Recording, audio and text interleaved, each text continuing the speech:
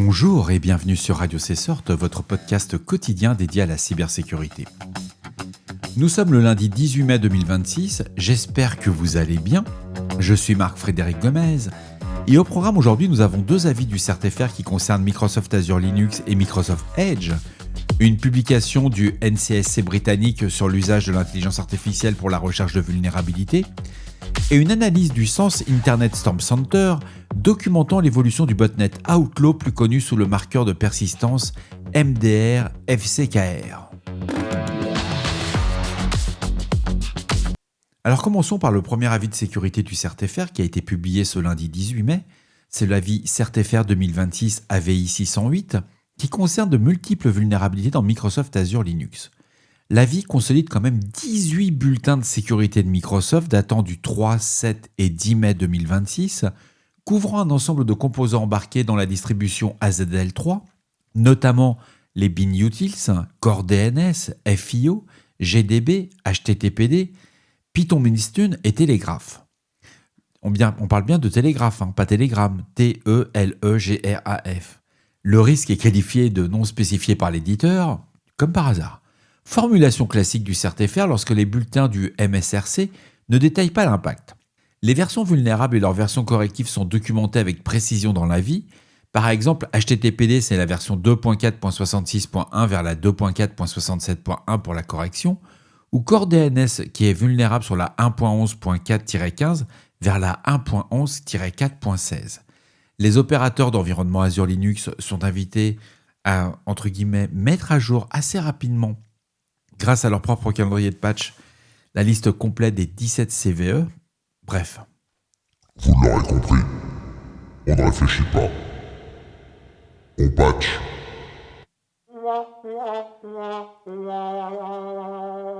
Le second avis publié dans la même journée par le CERT-FR, le avis CERT-FR 2026 AVI 607, concerne Microsoft Edge. Cet avis consolide plus de 75, vous vous rendez compte ? 75 bulletins de sécurité publiés par Microsoft ce 15 mai 2026, ce qui représente un volume exceptionnel de CVE pour un seul cycle de mise à jour du navigateur. Moi, j'aurais un autre avis. Mais bon, utilisez quand même Microsoft Edge, sachant que c'est du Chrome rebrandé à l'intérieur, du Chromium, c'est... Bon, enfin, chacun son truc, Les risques identifiés sont l'exécution de code arbitraire à distance, le contournement de la politique de sécurité, ainsi qu'un troisième risque non spécifié par l'éditeur. La version corrective est Microsoft Edge 148.0.3967.70, toutes les versions antérieures étant concernées. L'avis ne hiérarchise pas les CVE par criticité, ce qui invite à considérer l'ensemble de la mise à jour comme prioritaire pour les flottes utilisant Edge en environnement Enterprise.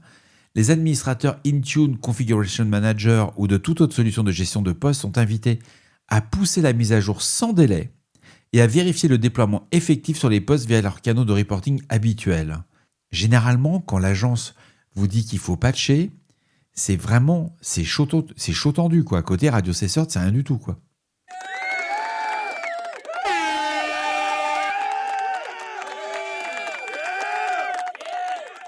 Alors pour cette troisième annonce, c'est le NCSC, ils ont mis 10 questions sur l'usage de l'IA pour trouver des vulnérabilités.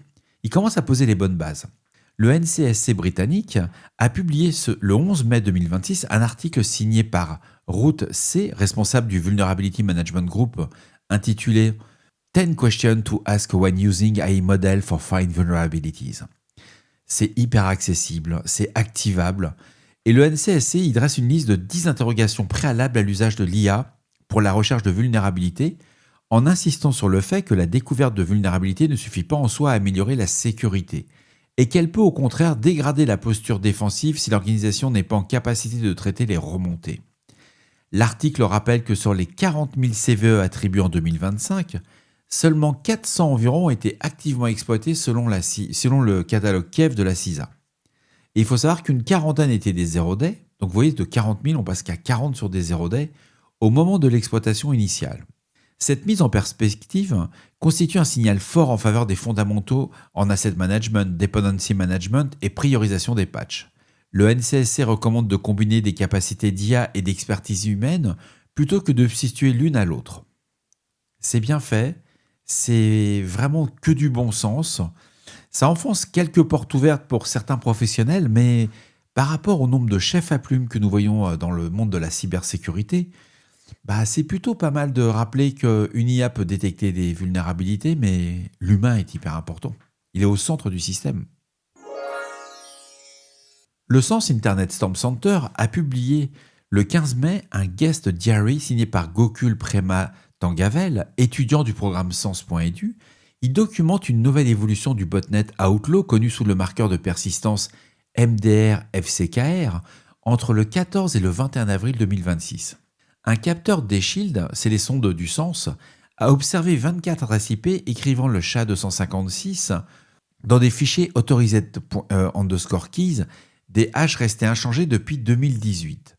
La nouveauté tient à l'empreinte hash des clients SSH utilisés, correspondant à libSSH 0.11.1, et c'est la troisième version majeure de libSSH utilisée pour cette campagne, après libSSH 0.6 documenté en 2022 et libSSH 0.9 documenté en 2023. L'article est vraiment au très bon niveau. C'est un véritable plaisir de lire ce travail. On ne croirait pas que c'est un travail d'étudiant. Il a un niveau, le garçon, c'est rare. Et les règles de détection adossées au hash précédent marqueront cette nouvelle génération. L'auteur recommande d'épingler la détection sur le SHA-256 du fichier, le blob de la clé publique, la chaîne MDR-FCKR et la séquence de commandes de reconnaissance, plutôt que sur une valeur de hash donnée appelée à évoluer. Bref, super boulot. Ce fut un véritable plaisir d'analyser son article, de le lire. Et le gars, il n'est qu'étudiant, quoi. Et voilà, ce 649e épisode s'achève ici. Il est court, je vous cache pas, il n'y a pas beaucoup de nouvelles. Prenez soin de vous. J'ai fait une mise à jour de mon article concernant BitLocker sur mon blog. C'est juste pour ceux qui le lisent. On a trouvé, il y a une mise à jour qui a été faite sur un second billet édité par KO Eclipse. Donc il a apporté 3 précisions techniques majeures. L'identification nominative du binaire auto fxtx.exe comme composant vulnérable de WinRE, une présence potentielle de ce binaire dans les images WinRE distribuées par Windows Update, et l'extension d'une technique d'écriture du registre HKCU à la Hive d'un autre utilisateur susceptible de constituer une évaluation de privilèges indépendante. Les sections 3, 4 et 6 ont été révisées en conséquence, sources 11 et 12 rajoutées sur mon blog. Je vous ai mis ça.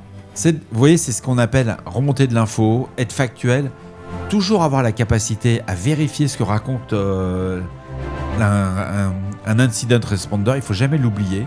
Quand vous faites de la réponse à incident, toujours donner vos sources. C'est tout sauf une faiblesse. Au contraire, vous pouvez vous tromper. Je me trompe tous les jours. Ça me rassure quelque part. Donc vous faites pareil. Et du principe que vous donnez les sources, vos collègues, vos amis, vos auditeurs, vos auditrices peuvent sans aucune difficulté vous dire « Là, t'as fait une erreur, regarde ce que t'aurais dû regarder et vous allez grandir. » Oh, c'est beau ça, hein. Ah, je vais le garder. Très moralisateur ce truc. Bon, je vous souhaite une bonne nuit, il est tard. À demain.